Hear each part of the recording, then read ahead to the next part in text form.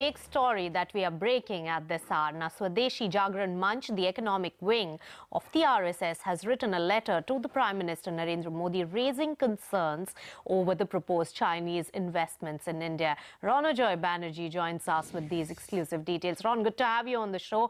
Now, of course, the diplomatic relations with China have been rocky. What is the economic angle to this?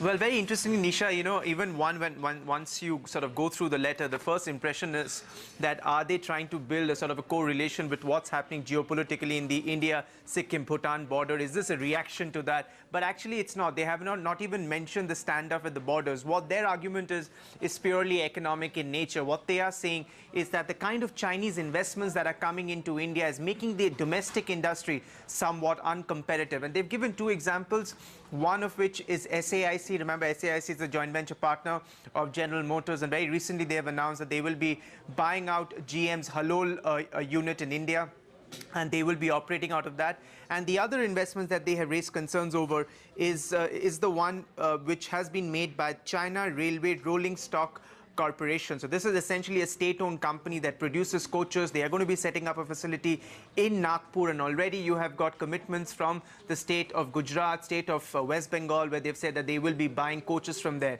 Swadeshi-Jagran Manch says that is unfair, especially at a time when you need to see it in the context of how Indian companies are treated in China, where they say the Chinese policy in China is marked by absolute opaqueness.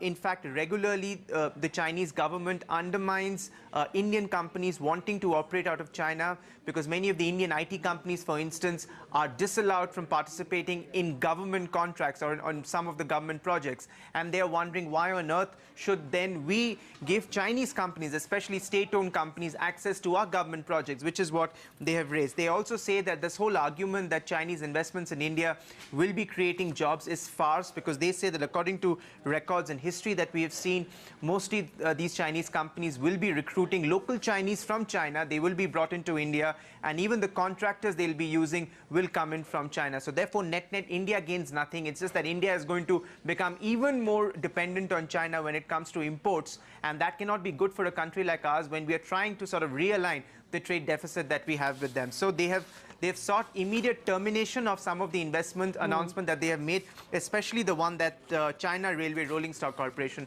has made, Nisha.